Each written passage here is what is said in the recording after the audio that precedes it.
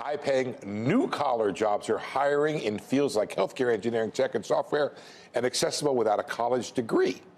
They're in demand. This is a new wave of workers are utilizing continuing education, online classes, certifications, and boot camps to combat the impact AI is having to the labor market. Joining us now is Joanne Lipman, Yale University lecturer, CNBC contributor. Joanne, I'm always skeptical of new phrases, but I kind of read the notes on this, and maybe I can be convinced. New collar. What is it? Why do we care? Sure. So new collar, it's actually not quite that new a phrase. I heard 2016 it goes back to. 2016, Ginny Rometty at IBM coined the phrase to say that there are a whole lot of jobs out there for which we've been sort of automatically saying you need a college degree, but you really don't need a college degree. You do need some sort of training, but not necessarily a college degree.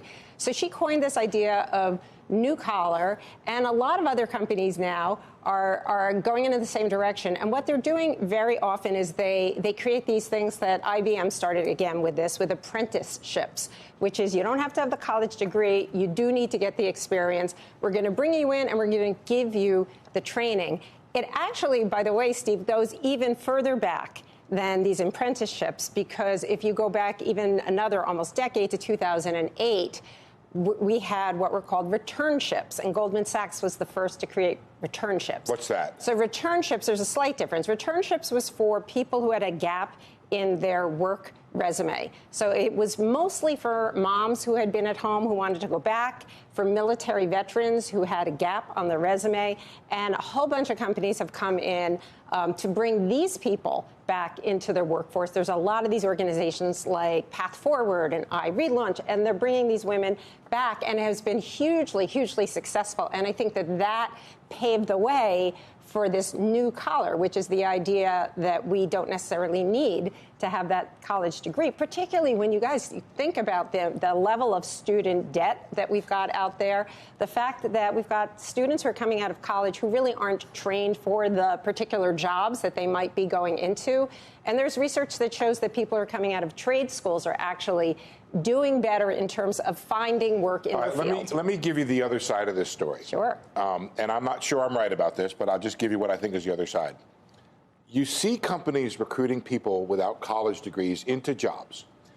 And all the companies want to do with these jobs ever is automate these jobs and get rid of them, which leaves the employee spectacularly unprepared to move on.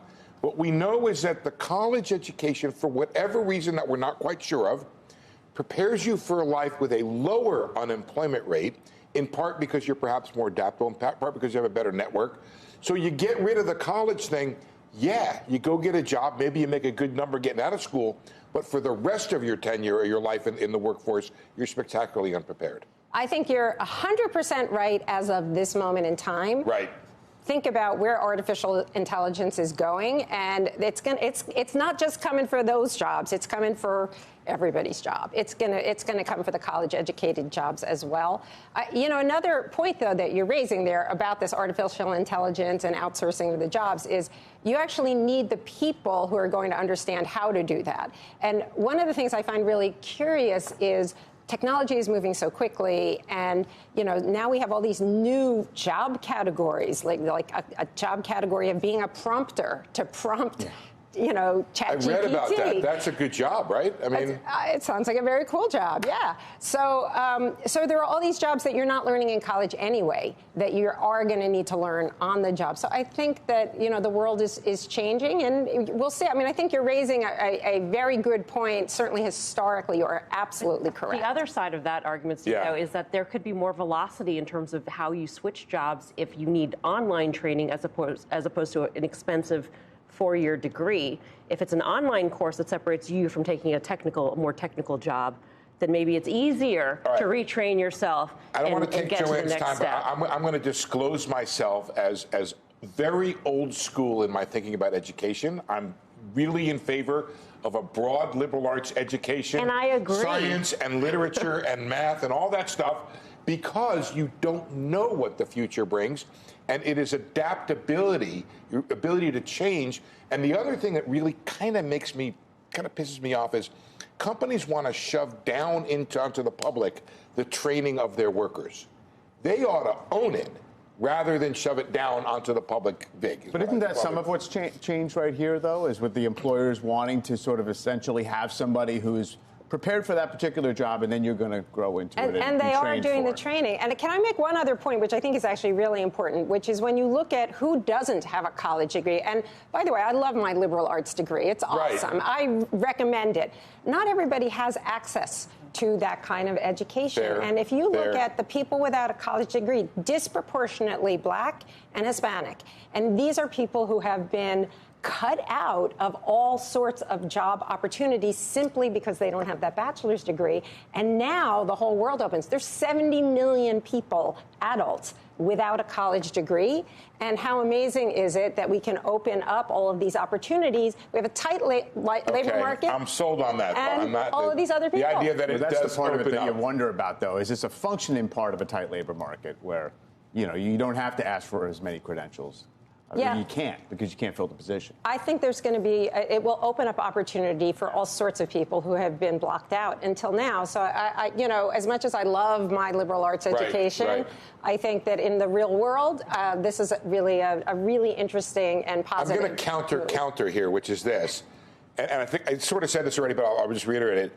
To get that low unemployment experience over the course of your lifetime, you've got to have the degree. Some college doesn't do it. It's having the degree that gets you to that place where you experience that lowest unemployment rate. Some college looks a lot more like high school than no college. That has been the case, is what you're saying. That's what now, maybe it's changing. Maybe that's what Joanne is here to tell us, that you can get and have a better experience out there through this new collar type worker where, if they're going to train you, they're going to train you. By the way, this can mean generational change. If one generation can get that good job because of online focused training, the next generation may be able to have access to that college that we all value so much. There was a halcyon period of the 50s in America where people got out and they did, union jobs and those sorts of jobs that were not college degree, but it was a ticket to the middle class. You also had chief executives who didn't go to college back in the 50s. Not everybody went to college back then. So I think we solved most of the problems of the U.S. labor market right here with Joanne in about 6 minutes. It's amazing. Thank you so much, That's Joanne. what I'm here for.